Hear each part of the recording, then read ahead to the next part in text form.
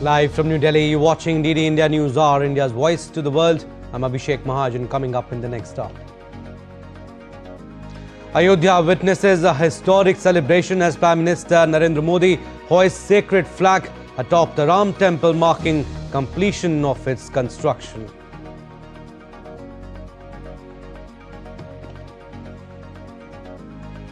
PM Modi to inaugurate Panchajanya, a structure dedicated to the sacred conch of Lord Krishna, to also take part in the 350th Shahidi Diwas of Sri Guru Tegh Bahadur.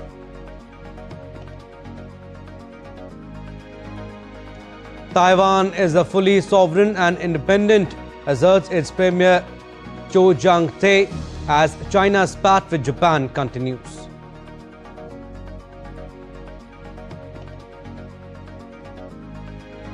US-Venezuela tensions escalate. Maduro claims they can't be defeated. White House vows to continue strikes on suspected drug boats.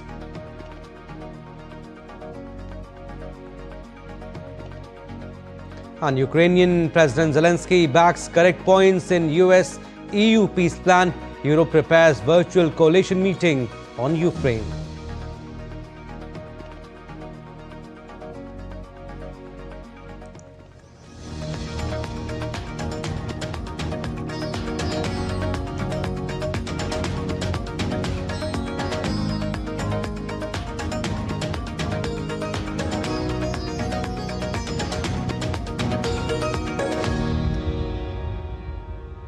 An atmosphere of celebration and enthusiasm adorned Uttar Pradesh's Ayodhya, the birthplace of Lord Ram, as Prime Minister Narendra Modi hoisted the saffron-coloured flag on the temple's pinnacle, symbolizing the completion of the temple's construction and ushering in a new chapter of cultural celebration and national unity.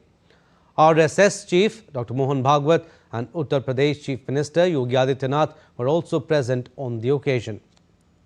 PM Modi termed the occasion as historic, highlighting the significance of Dharma Dhwaj.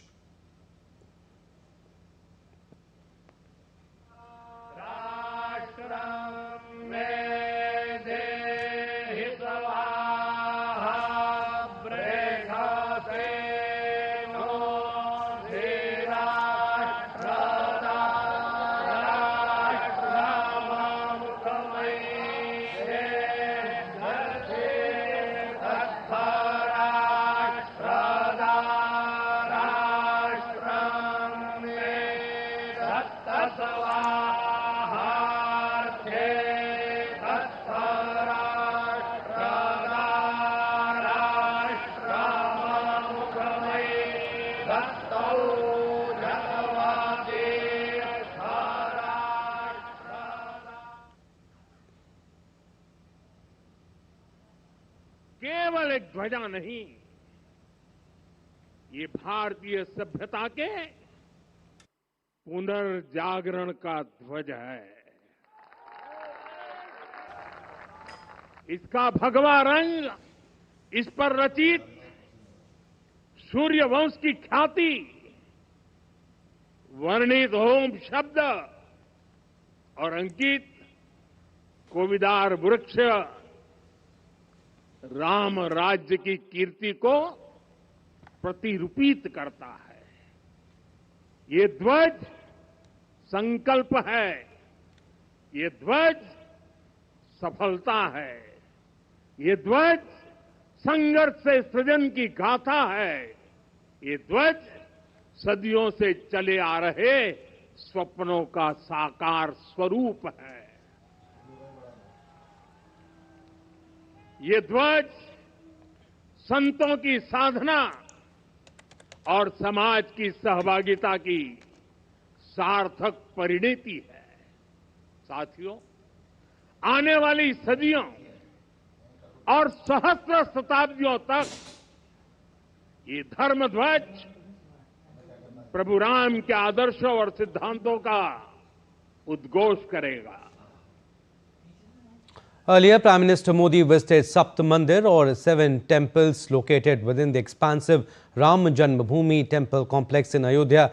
The 7 temples honor Maharshi Vashisht, Maharshi Vishwamitra, Maharshi Agastya, Maharshi Valmiki, Devi Ahilya, Nishad Rajgu and Mata Shabre. The temples represent the revered gurus, devotees and companions who played pivotal roles in Lord Ram's life, and their presence in the complex highlights their enduring significance.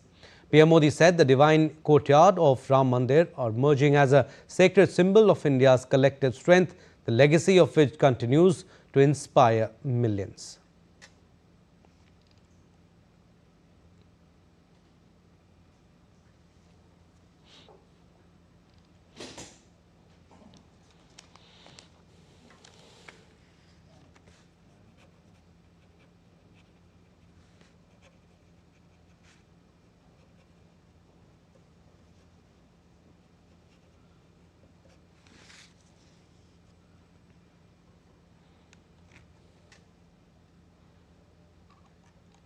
कि राम मंदिर का दिव्य प्रांगण भारत के सामूहिक सामर्थ्य की भी चेतना स्थली बन रहा है।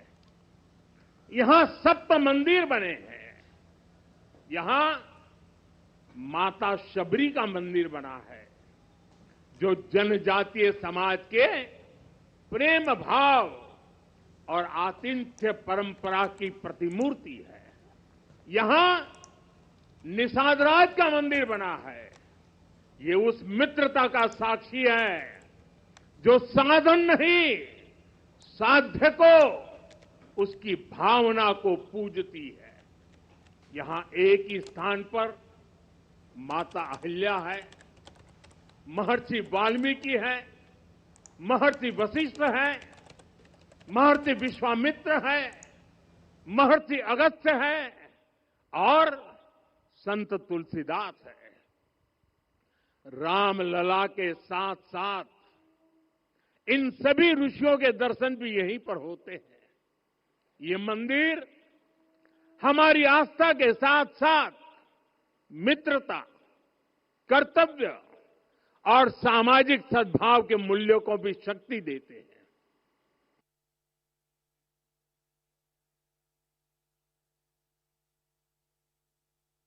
Sibling. All right, Prime Minister Narendra Modi also visited Shesh Avatar Mandir, where he offered prayers to Lord Lakshman, younger sibling of Lord Ram. The shrine is located inside the temple complex. The Shesh Avatar Mandir, situated along the banks of Saryu River, traces its origins back to the Treta Yuga era. Lord Lakshman is believed to be a reincarnation of Sheshnag.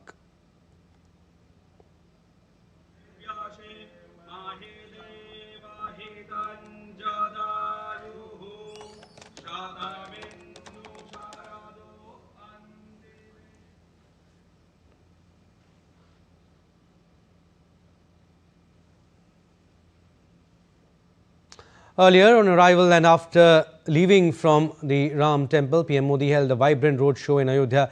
Thousands gathered in a festive spiritual atmosphere filled with chants, devotional music and shankh sounds.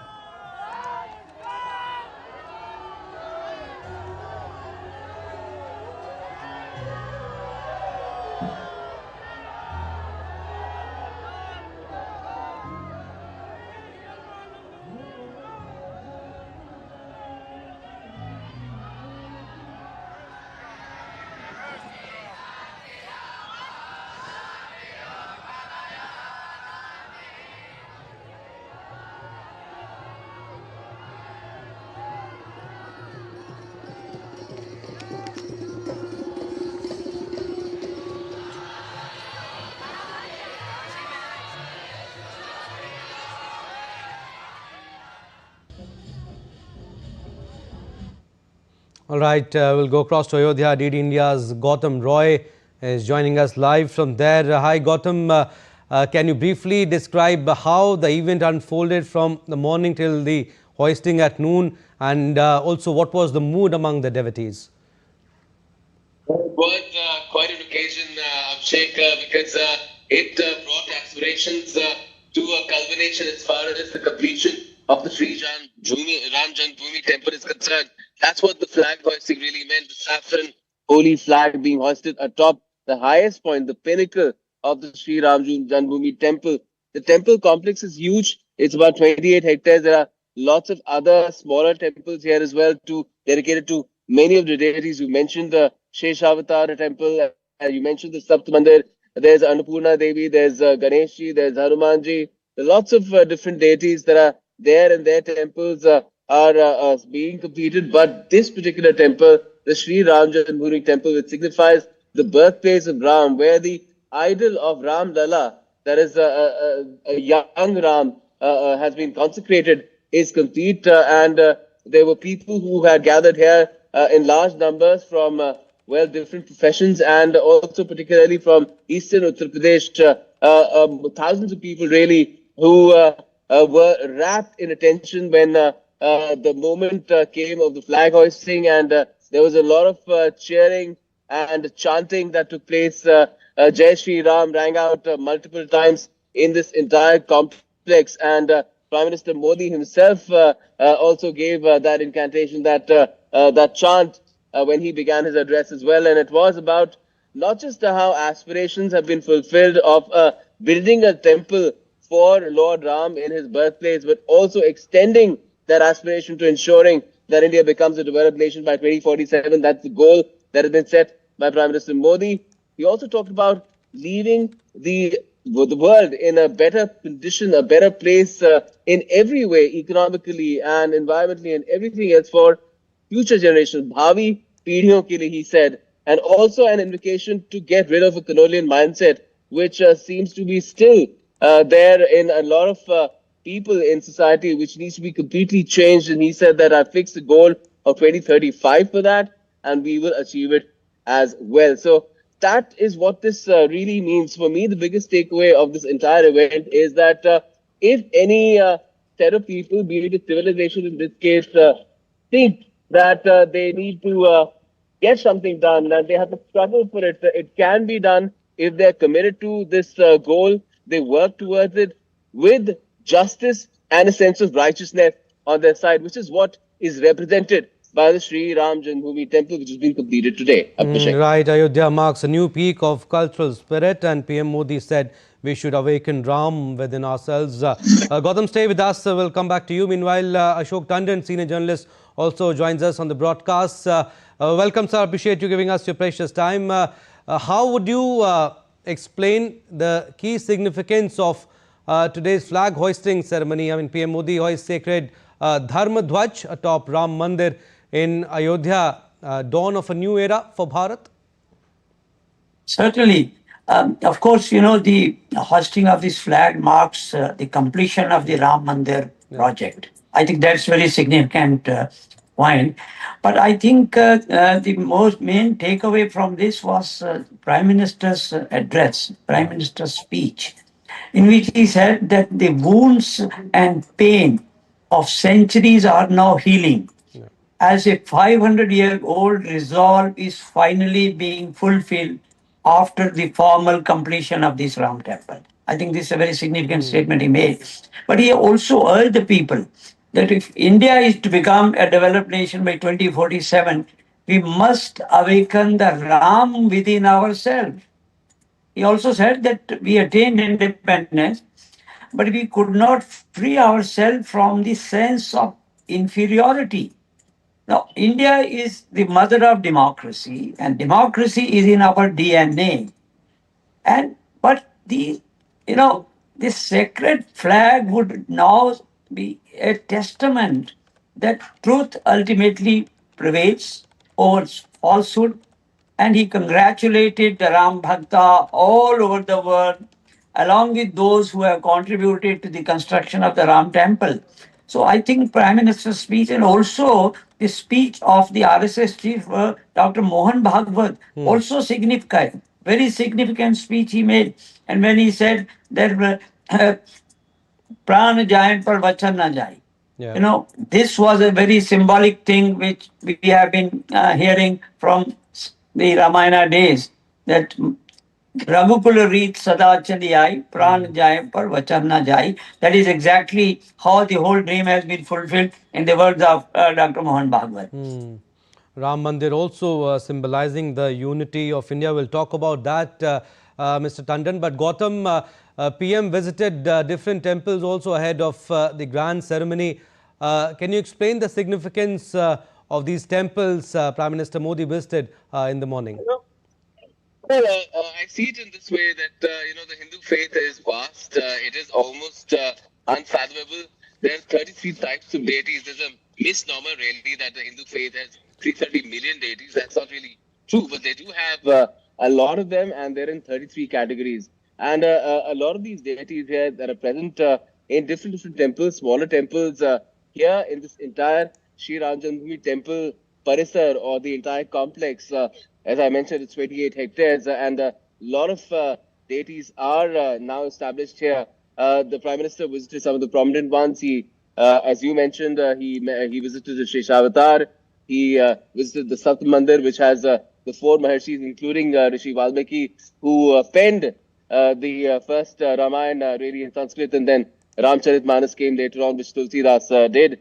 And there are other Maharshis as well. Apart from that, there's Ahilya Devi, there's of course Nishad Raj or Nishad Guf, who was his friend who helped him cross that river when he was in Vanvas and he had to go further. And also there's Ma Shabari, who really represents not just the fact that the feeling of motherhood, but she was from a tribal community and she was very humble, and she hosted Lord Ram, and she even tasted some of the berries that Lord Ram was to eat because she wanted to figure out if they're good or bad. And yet, despite she having tasted them, Lord Ram had it. That also showed his own humility, his own sense of humanity as well. So all these people who are around the same period, Samkaleen, as they say in Hindi, as Lord Ram, they've been represented here. There's Ma Annapurna, who represents food and nutrition. Prime Minister visited that temple as well. And there are several other deities that are represented here because this is a pilgrimage site. It's been for hundreds of years, and a befitting temple complex has now come up here in Ayodhya to reflect that. All right, Gautam, you had a long day. We'll leave it at that. Thank you for your inputs. Thank you. Mr. Tandon, Prime Minister Narendra Modi said Ayodhya of the 21st century is giving humanity a new model of development. What impact could this ceremony have on Ayodhya's role as a religious and heritage destination? So I think it has already become a place of religious tourism, and people from world over are all thronging Ayodhya for a long time. Particularly the diaspora people, the plane loads of people, chartered planes have been coming, and now since the project has been completed, all the aspects of the projects are now there. I think the number of religious tourism will certainly go up in the days to come. And moreover, it's not merely the Indian origin people, the people from different faiths. They are also very keen to visit Ayodhya and see what exactly has been achieved. But I think, in the words of the Prime Minister, the faith is a personal matter. And the Constitution of India has given everyone the right to practice. So there is no issue involved between the communities in India. And this, I think, is a very significant thing, that now it's a national symbol. It is not of any particular religion or sect. See, elaborating on the symbolism of the flag, the Prime Minister also made a very significant thing. He said it reflects the rebirth of an ancient civilization, and it embodies the ideals of Ram Rajya. Yeah. So this Dhwaja, Dharma Dhwaja, is just not a flag. It is the flag of regeneration of Indian civilization. Saffron color, Suryavansh insignia, the Om word, and the Kovidavara tree.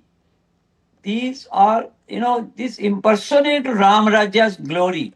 Now, this flag is a resolution, a success, a story of struggle to creation, a physical form of this struggle for the 100 years. I think he has signified a lot of things which have been clarified in the Prime Minister's speech today. Mr. Tandon, also briefly, I mean, PM Modi also visited different temples. Newly built Sapta Mandir offered prayers at the Shesh Avatar temple also before the grand ceremony, flag hoisting. I want to ask you, from a historical point of view, what do you think? How might this moment be documented or understood in the years ahead? I think it's a very comprehensive project. It is not just a symbol of Rama's idol, and that is exactly what has been demonstrated there. So many other temples have also come up. In fact, the entire vicinity reflects the entire Indian Hindu civilization, and it's a symbol of civilization. It will be remembered for centuries to come as a symbol of Indian civilization, the cultural heritage of India. It is not just a Ram idol, but as the Prime Minister said, that the world are now a Ram May. The whole world has now become Ram May, as he described. So installation of Dharma Dhwaja atop the Ram temple as a moment that heals the wounds of centuries, as I said earlier, but it also marks the fulfillment of civilizational resolve of the people of India. So I think it's a very landmark day. It's a historic day for all Indians, people of Indian origin abroad, and they all feel sense of fulfillment that a dream has now come true, and the dream which many people sacrifice their lives. Hundreds and thousands of people have sacrificed their life for the protection of Ram temple there.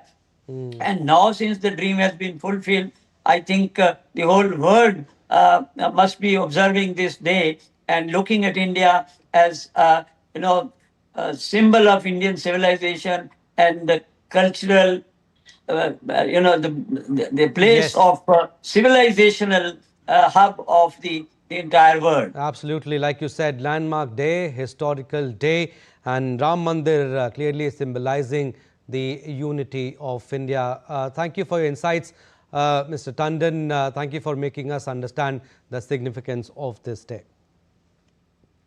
The Ram Janmabhoomi temple is a sprawling complex with multiple places of worship with other facilities and attractions. Among its unique features, in a temple dedicated to Lord Ram's brother Lakshman and 7 venerated figures like Marshis and Ma Shabri, who are also from the same era.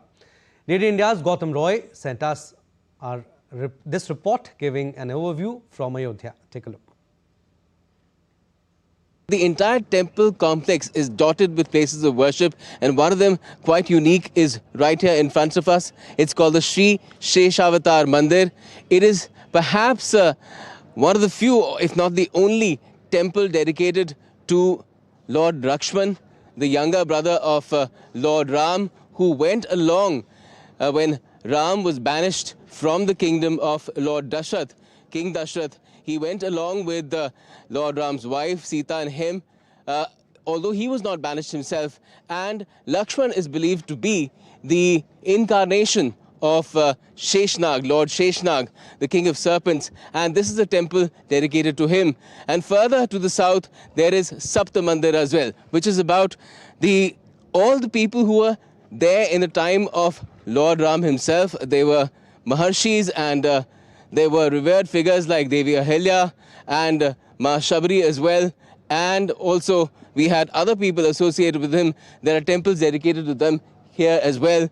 And they will serve as, well, global attractions for people to again come and visit this temple complex, one of the most revered Hindu places, destinations of worship in the world. With camera person Sunil, this is Gautam Roy in Ayodhya for DD India. And after Ayodhya, Prime Minister Modi will visit Kurukshetra city and district in the Indian state of Haryana, where he will inaugurate the new Panchajanya monument, visit the Mahabharat Anubhav Kendra and attend a special event marking the 350th Shahidi Diwas of Guru Tegh Bahadur Ji, where he will release a commemorative coin and stamp.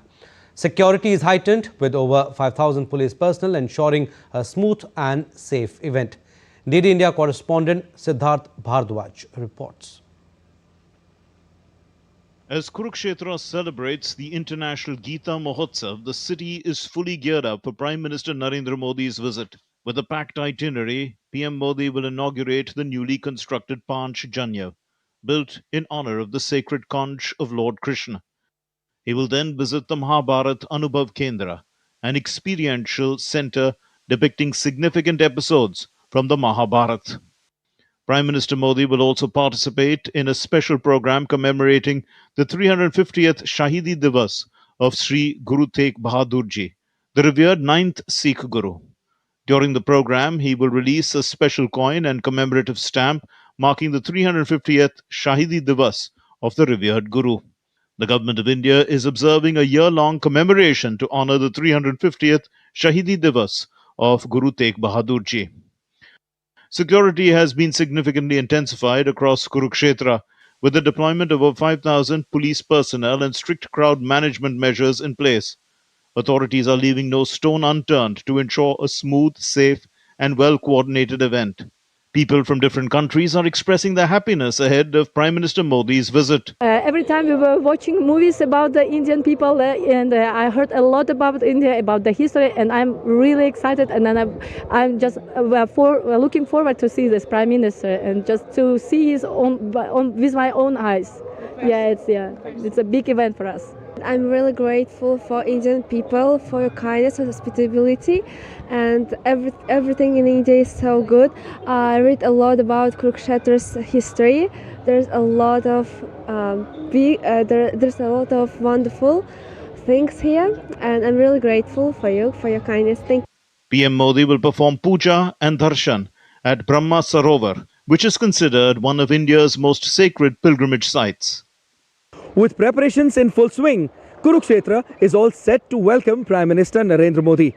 PM Modi's visit will add a fresh significance to the rich cultural and spiritual heritage of Kurukshetra. With camera person Sunil Rana, this is Siddharth Bharadwaj reporting for DD India in Kurukshetra, Haryana. An international Gita Mahotsav has already kicked off in Kurukshetra, drawing large crowds from across India and around the world.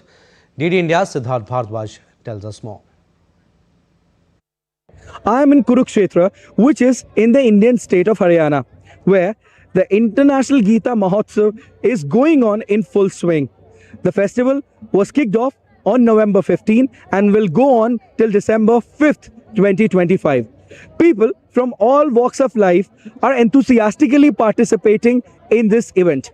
The main objective is to actually spread the teachings of Srimad Bhagavad Gita and to spread the message of peace, love and unity all across the globe. Not just the people from the country, but people from foreign countries are also coming here and actively participating in the event. With camera person Sunil Rana, this is Siddharth Bharadwaj reporting for DD India in Kurukshetra, Haryana. All right, time now for a very short break, but still to come on this edition of DD India News Hour. UN expresses concern after Israel's strike on Lebanon.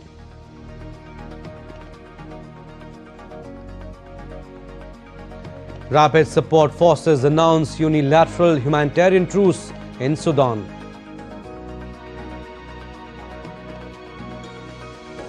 An ash cloud from Ethiopia volcano reaches India. Airlines cancel multiple flights.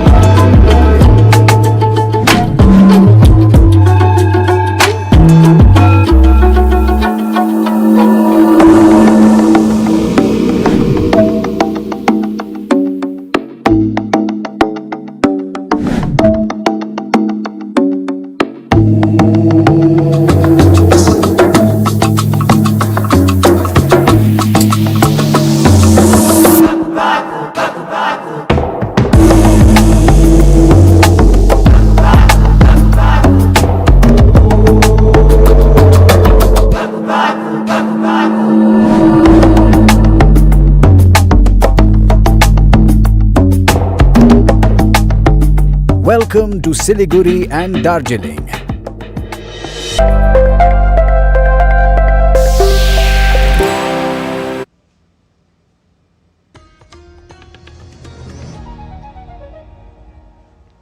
Welcome back. You're watching DD India News Hour. I'm Abhishek Mahajan. Recap of our top stories. Ayodhya witnesses a historic celebration as Prime Minister Modi hoists sacred flag atop the Ram temple, marking completion of its construction.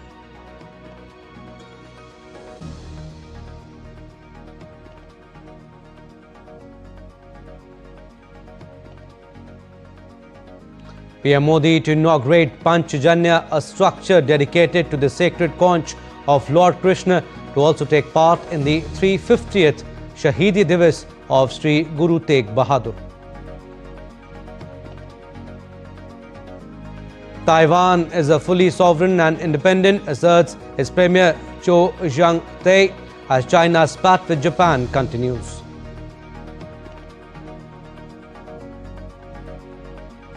US-Venezuela tensions escalate. Maduro claims they can't be defeated. White House vows to continue strikes on suspected drug boats. And Ukrainian President Zelensky backs correct points in US-EU peace plan. Europe prepares virtual coalition meeting on Ukraine.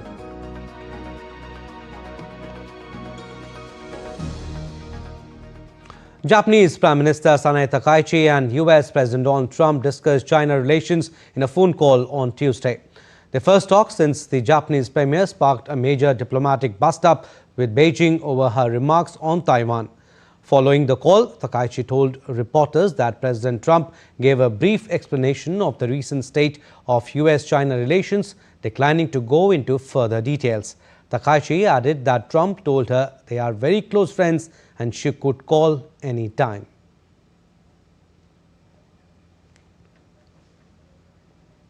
Meanwhile, Taiwan Premier Cho Zhang-Tay has asserted that a return to China is not an option for the island's 23 million people. The reaction came as President Xi Jinping pressed his country's sovereignty claims in a call with US counterpart Trump on Monday. She said Taiwan's return to China at the end of World War II was a key part of Beijing's vision for the world order. Taiwan's democratically elected government strongly rejects China's stance.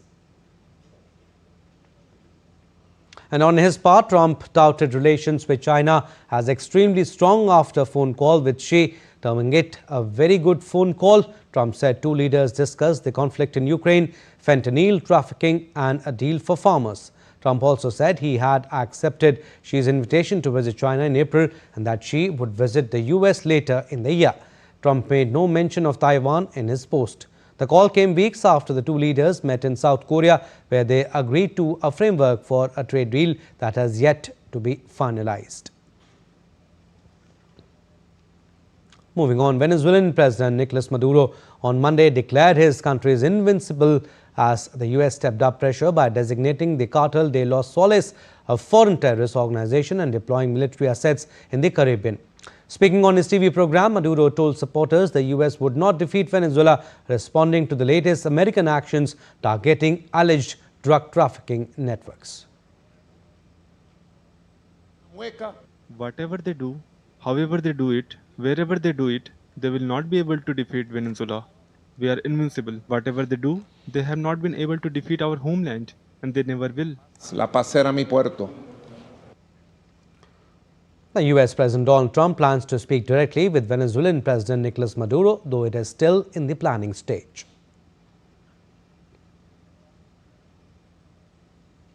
Meanwhile, White House Press Secretary Caroline Leavitt has said that President Trump is satisfied with the strikes on suspected drug boats and Washington will continue the operations.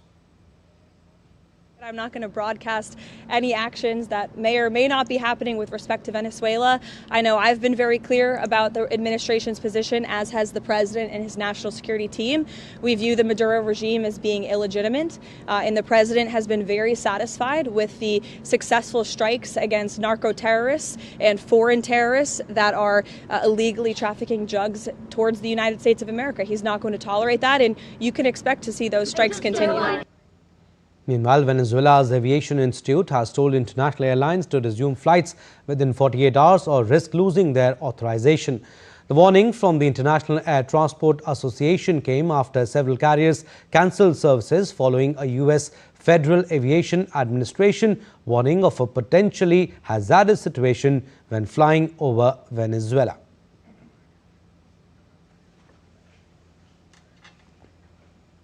And the United States and Ukraine have announced a revised framework for ending the Russia-Ukraine conflict after an earlier proposal by Washington drew criticism for being too favorable to Moscow. Washington and Kiev also reiterated their readiness to keep working together to secure a peace that ensures Ukraine's security, stability and reconstruction. The joint statement said. Our report. Ukraine has welcomed changes to a US-backed peace plan, with President Zelensky saying the plan, which had originally featured 28 items, had been slimmed down and many of the right elements have been taken into account. He said the sensitive issues, the most delicate points, were to be discussed with Trump. In a joint statement, Washington and Ukraine said they had drafted a refined peace framework after talks in Geneva. Though there were no specifics, the dialogue received a cautious welcome from some of Ukraine's allies. Our delegation returned from Geneva after negotiation with the American side and European partners, and now the list of necessary steps to end the war may become workable. As of now, after Geneva, there are fewer points, no longer 28, and many proper elements have been incorporated into this framework. There is still a lot for all of us to work on together. It's very difficult to finalize the document, and we must do everything properly. And we appreciate that most of the world is ready to help us and that the American side is constructive. Practically all day yesterday was filled with meetings, complex, extremely detailed work. US Secretary of State Marco Rubio said there had been a tremendous amount of progress on honing the plan, but there was still some work to be done before a final agreement could be put to Russia. I think we made a tremendous amount of progress, even from the last time I spoke to you, and I apologize for keeping you waiting, but there was more work to be done. We began almost 3 weeks ago with a foundational document that we socialized and ran by both sides, and with input from both sides. And one of the things that happens when you've been involved in this now for 10 months is you get a pretty good sense of what the priorities and the red lines and the important issues are for both sides. And so that allowed us to create a foundational document. Zelensky also said the process of producing a final document would be difficult, and Ukraine appreciated the assistance offered by other countries and the constructive US approach. Meanwhile, Ukraine's allies are also holding hectic parleys to ensure that peace plan works in favor of Kiev. To discuss it further, virtual meeting of the coalition of the willing of Ukraine's European allies will take place on Tuesday. British Prime Minister Keir Starmer has asserted that there was more work to do to establish a just and lasting peace in Ukraine, but progress was being made. While Kremlin has termed the European counter-proposal to a US peace plan for Ukraine as not constructive and that it simply did not work for Moscow. Earlier, Russian President Vladimir Putin had said that the peace plan could be the basis of a resolution of the conflict, but that if Kiev turned down the plan, then Russian forces would advance further. Bureau Report, DD India. Now, UN expressed concerns after Israel's latest strike on Beirut that killed Hezbollah's top military commander Haytham Ali Tabatabai along with 4 others. A targeted strike that came a day after Lebanon's Independence Day celebrations. Both Israel and the US have been pressuring Lebanon to disarm Hezbollah in line with 2024 ceasefire agreement.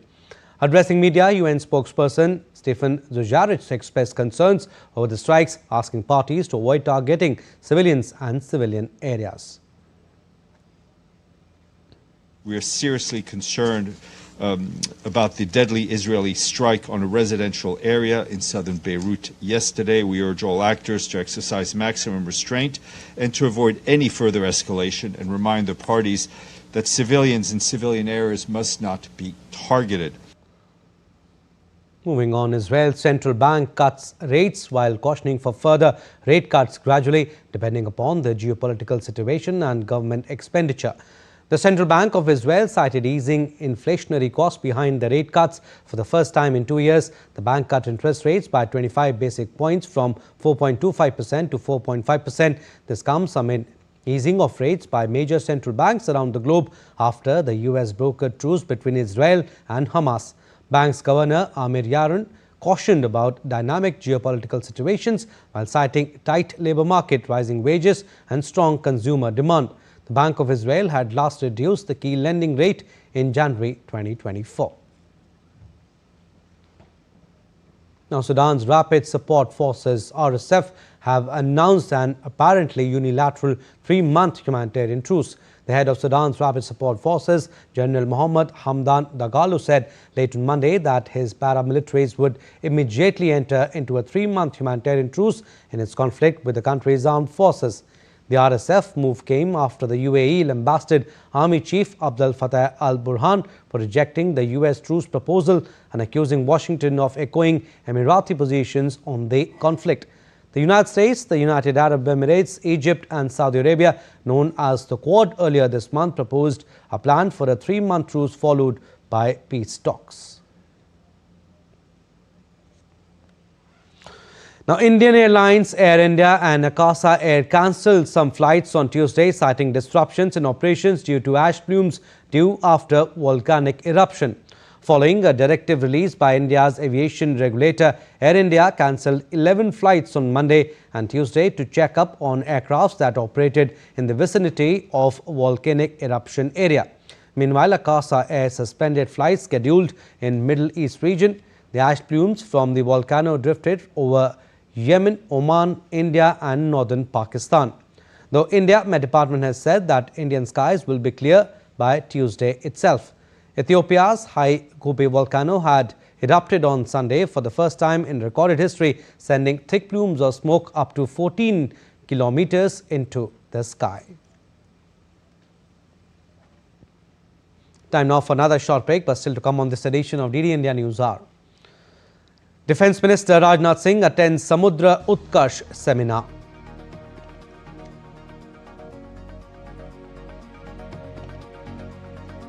Indian Navy Seminar Swavlamban 2025 begins today. Details after the break.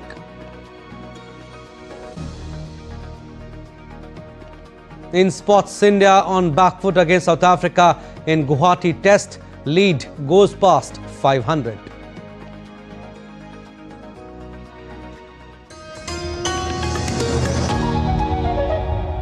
How much of India's democracy is really a British leftover? It is outrageous to suggest that the British have any reason to applaud themselves that India is a democracy at the end of 200 years of colonial oppression. Those who demanded democracy were ruthlessly suppressed, arrested, beaten brutally, killed in many cases. There are very many countries that at different times in different ways became democratic without having to go through the great blessing of being oppressed, enslaved and colonized.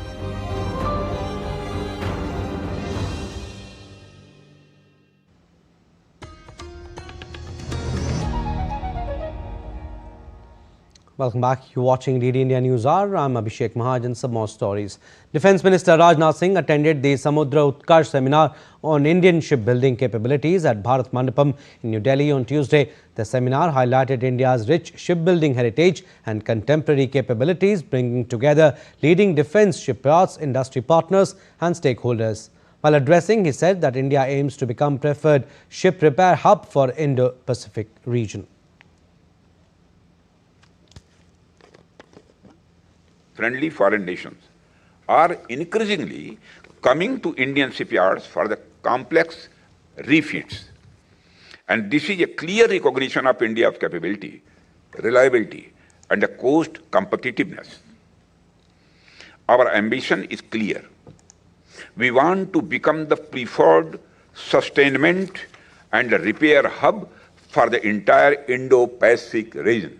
India's shipbuilding ecosystem today stands on the strength of the multiple world-class platforms that reflect our technological maturity and industrial depth.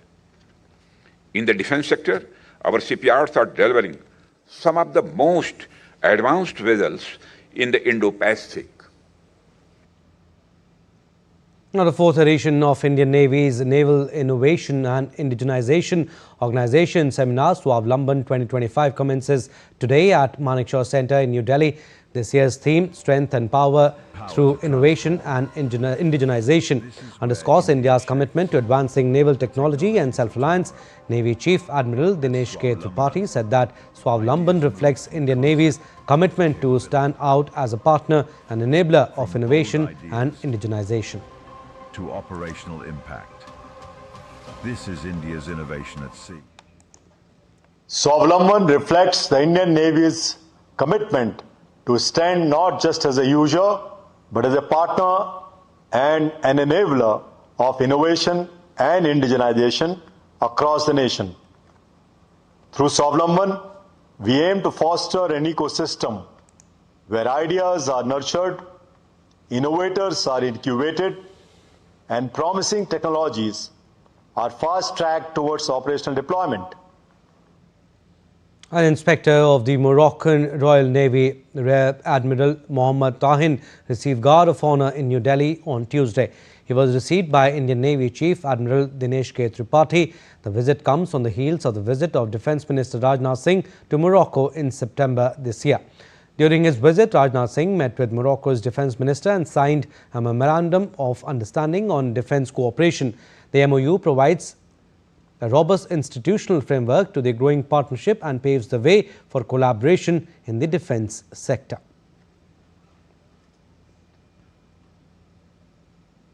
Alright, sports updates now. We'll start with cricket. South Africa are in complete control of ensuring a series victory against India after posting a mammoth target of 549 runs on the board in the second and final test in Guwahati. South Africa openers Ryan Rickelton and Aiden Markram began the morning confidently, building on their overnight score of 26 for no loss and moving steadily to 58 for 1 before Rickelton fell. With 4 sessions still remaining, South Africa remained firmly in control, having dominated both sessions comprehensively.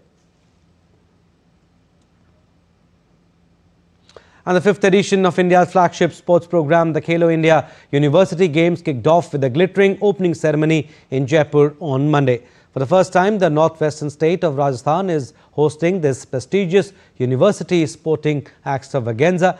The opening ceremony at the Savai Man Singh Stadium in Jaipur saw a riot of colours. Chief Minister of Rajasthan, Bhajanlal Sharma, declared the games open in the presence of India's Sports Minister, Dr. Mansukh Mandavia. Over the next 12 days, around 4,448 athletes will battle for glory across 23 medal spots and 1 demonstration event. 296 gold medals will be up for grabs. The games will be hosted across 7 cities of the state.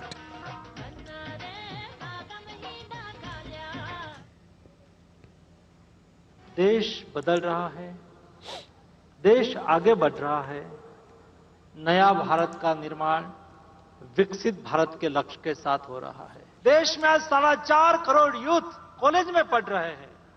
उसकी ताकत, उसकी क्षमता ये देश की खेलों को दिशा देगी और इसलिए खेलो इंडिया यूनिवर्सिटी गेम्स के द्वारा हर साल खेलो इंडिया यूनिवर्सिटी गेम्स आयोजित करके उसमें एथलीट को नर्चर करा जाएगा। Cricket again injured. Pace spearheads Josh Hazlewood and Pat Cummins bowled in the nets on Tuesday in a major boost for Australia ahead of the day-night second Ashes test against England next week. Josh Hazlewood continues to recover from the hamstring injury that ruled him out of the opening Ashes test in Perth. Hazlewood was working with the red ball, a clear indication that his focus is on Test series. He is not expected to be ready for Brisbane, with Adelaide reverting to a day test this year, shaping as a more realistic return. Pat Cummins, meanwhile, stepped up his push for a comeback by bowling with a pink ball, signalling his intent to feature in the day-night tests at the Gabba. The pair trained at Cricket Central in Sydney, while New South Wales faced Tasmania in the Sheffield Shield. Kabaddi now. India women's team secured their second successive Women's Kabaddi World Cup title in Dhaka, beating Chinese Taipei 35-28 in the final on Monday. India maintained excellent form throughout the tournament, winning all their group matches to reach the semi-finals, where they faced Iran. Following their historic win, Prime Minister Modi also congratulated the team and said that the victory will inspire future generations to take up the sport. Now, 25th November 2025 marks 5 years since the death of Argentina soccer star Diego Maradona. The World Cup winner died aged 60 in 2020 of a heart attack following a bout of ill health, including an operation for a bleed on the brain. His colourful and controversial career saw him rise from the slums of Buenos Aires to become one of the most recognizable players in the world, and included spells at Barcelona and Napoli. But it was at 1986 World Cup where he became a global superstar. His hand of God goal in the quarterfinal against England, as well as an incredible solo effort, encapsulated his skill and love of the dark arts, while he went on to win the prestigious tournament. And the German city of Dortmund on Monday lit up what it claims is the world's tallest Christmas tree, drawing crowds to its festive market. The 45-meter structure is built from 1,200 red spruce trees weighing about 40 tons, topped with a 4-meter angel and illuminated by 138,000 LED lights.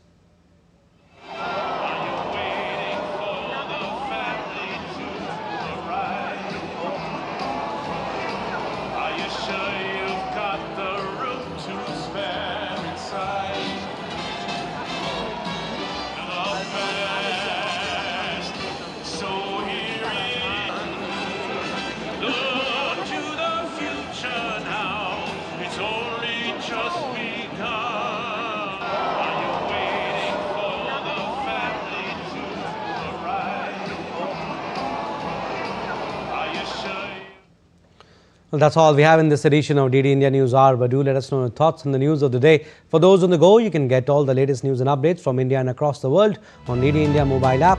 The app is available on both Android and iOS platforms. Scan the QR code on the screen to download now. And we'll be back with more news as it breaks here on DD India. I'm Abhishek Mahajan. From all of us here in Delhi, thanks for watching DD India News Hour.